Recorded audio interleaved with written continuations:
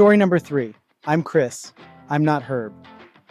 My elder brothers Bernard and Christopher are children of the early to late 50s. As such, when they were boys, they enjoyed watching Saturday Kids cartoons on TV, like most children did from that generation. My brother Chris built up a huge love for one show that featured Gumby and Pokey. These beloved characters were alive on TV from the mid to late 60s, and Chris probably watched Gumby in the years of reruns. At one point during his boyhood, whether it was for a birthday or Christmas gift, or perhaps for simply being a good young lad, he was given a gift of a rubber green Gumby toy. Chris may have even had a Pokey toy as well, but I can only definitely remember Gumby and his obsession with it. Pokey was Gumby's sidekick on the TV cartoons. I believe Pokey was a horse or a donkey or something like that. Gumby, as mentioned, was made of rubber, but his secret was that his inside body, arms, and legs had bendable wires within, permitting a child to bend, stretch, and twist poor Gumby into all poses imaginable. This was to mimic the weird positions Gumby did on TV. Chris often let me, his little brother, play with this keepsake of his. It was a lot of fun to play with Gumby.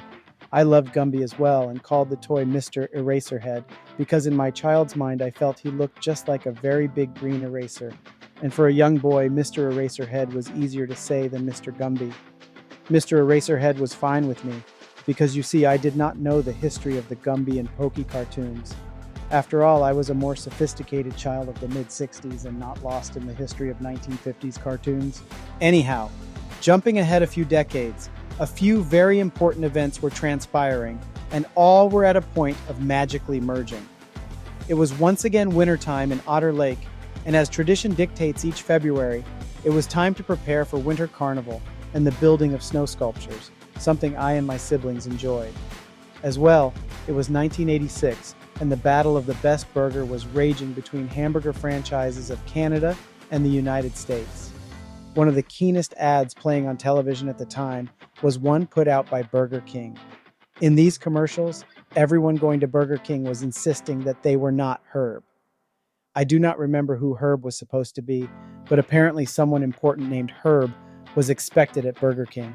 In any event, the commercials were quite funny, but most amazing was the last frames of the commercials, because lo and behold, Gumby would show up right at the end to proclaim that he too was not Herb. Christopher and I enjoyed these adverts, especially since they brought back good memories of our times playing with Gumby.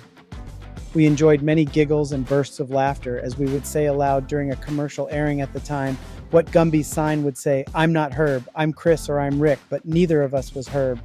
All right, returning to my story, let's get back to those moments in time where events were at a point of magically merging. That magic merge happened when Christopher suggested that rather than racking my brain with the type of ice sculpture to build that year, to simply go to something I knew. He enthusiastically encouraged me to create a gigantic ice version of Gumby. For the sake of scale, a Gumby toy was normally about 4 to 5 inches in height, so Christopher said that my Gumby would need to be at least 8 to 9 feet tall. It needed to be tall to be a contender to win the Otter Lake Carnival Ice Sculpture Contest trophy. I felt this was an amazing idea, thanked and hugged Chris, then dressed myself to face the outdoor elements, and out I went to the front of our yard near the road to start plans to build the Colossus of Otter Lake, Mr. Gumby himself.